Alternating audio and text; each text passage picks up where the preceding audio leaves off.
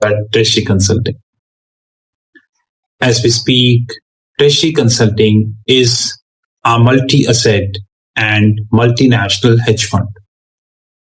By multi-asset, I mean we actively covering our positions in different parts or different asset classes like gold, silver, platinum, base metals, agriculture commodities, oil and gas, natural gas, equities, foreign exchange, and respective.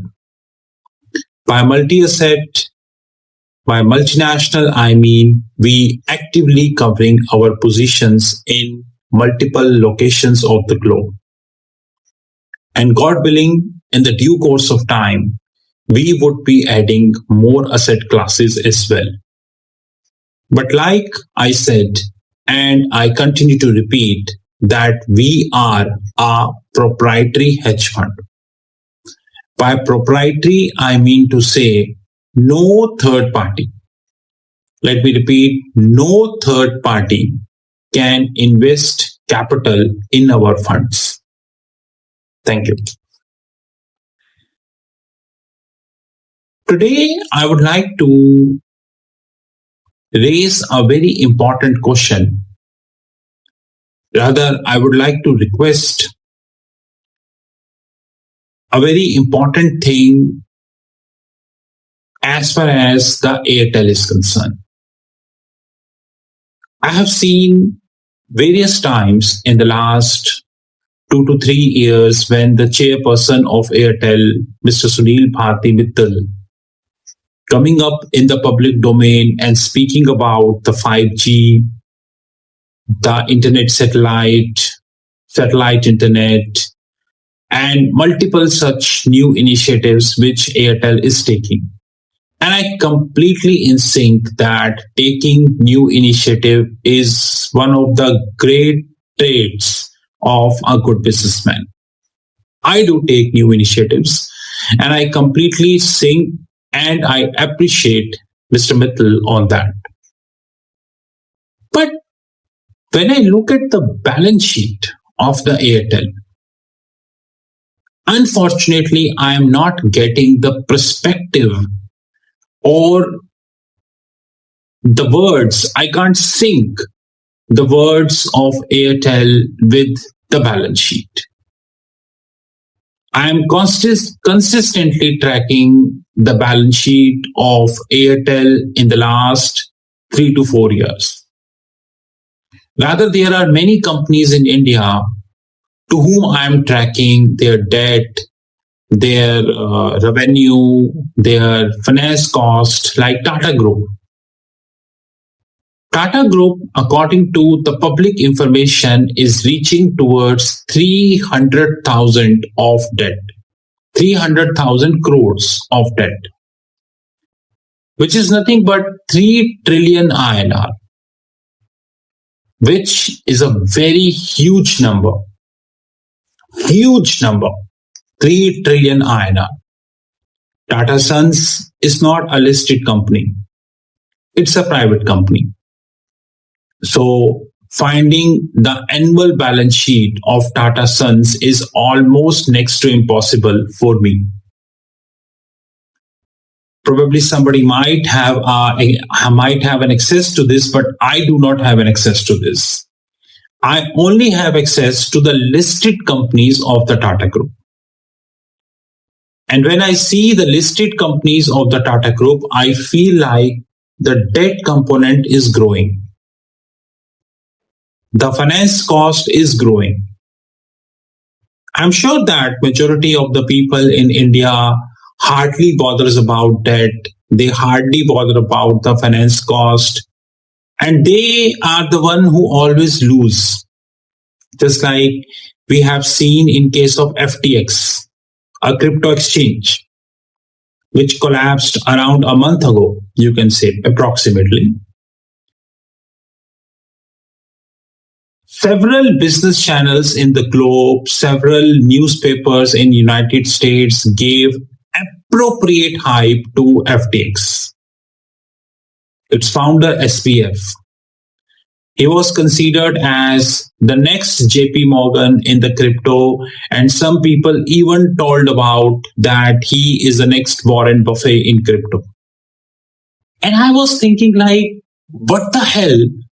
Guys, he's completely dependent on the venture capitalist money. How can you make him JP Morgan or Warren Buffett? But you know how media works.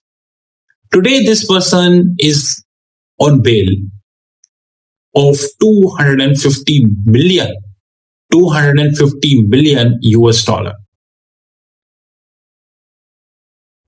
His co-employees, co-founders, his team member already pleading the guilty of the fraud. And this is not a confidential information. The whole information is in public. Please check yourself. Please check yourself. You would get to know. But unfortunately, people do not have an intelligence. People do not have a knowledge, majority, to deep dive in the balance sheet, to study the balance sheet, to see the holistic outlook of the balance sheet.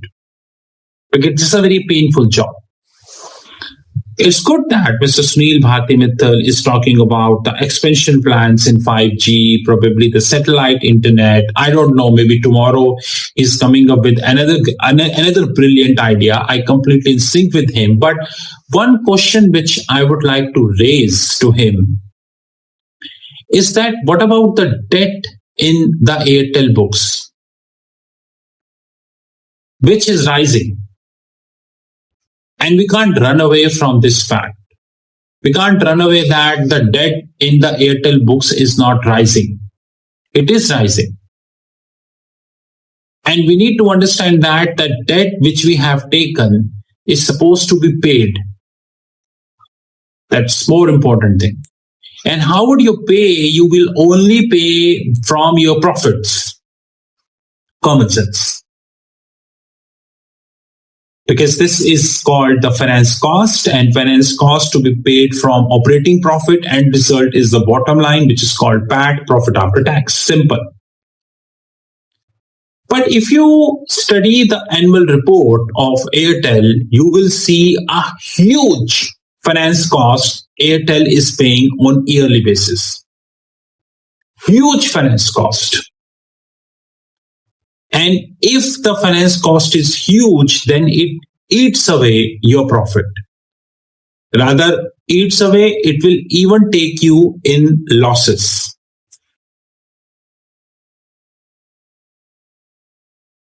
And that's a big thing. That is a big thing. We are moving towards depression. I don't know whether you agree with this or you do not agree with this. I do not knew this about, but one thing I knew is that we are heading towards depression.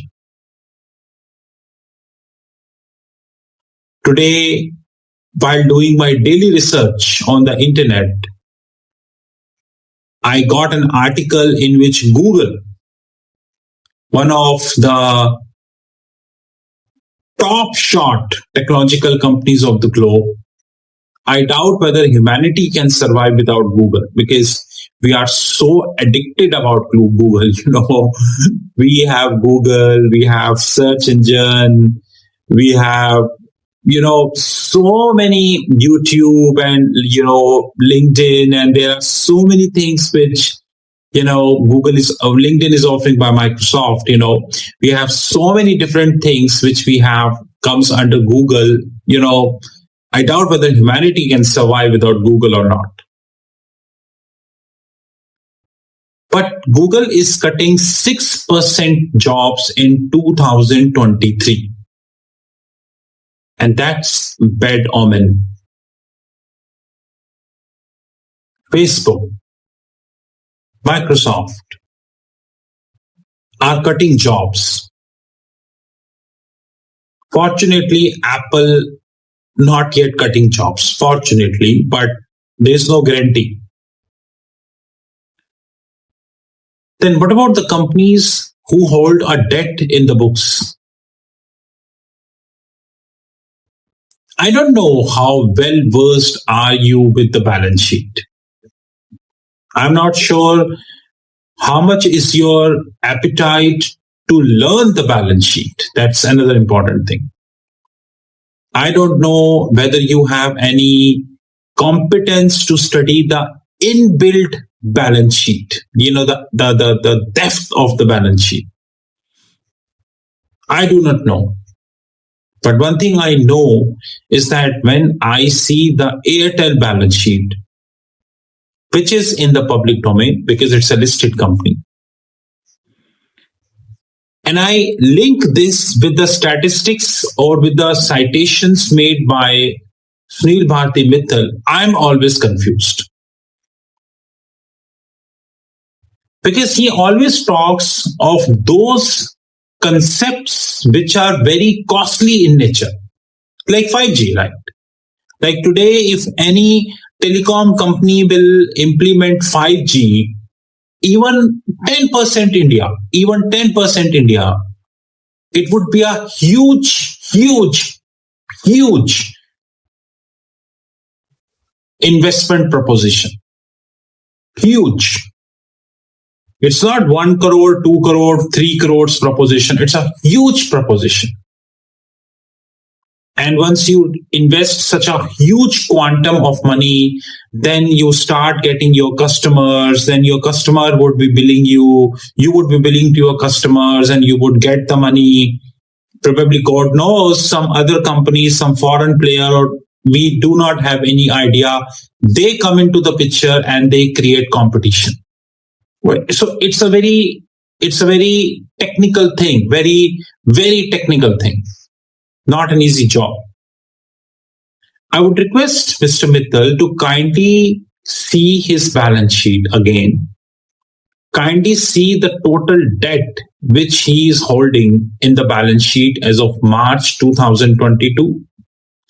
Kindly see the finance cost which Airtel paid in the last 5 years, specifically speaking. Kindly add the last five finance cost and compare with the PAT, which is called profit after tax.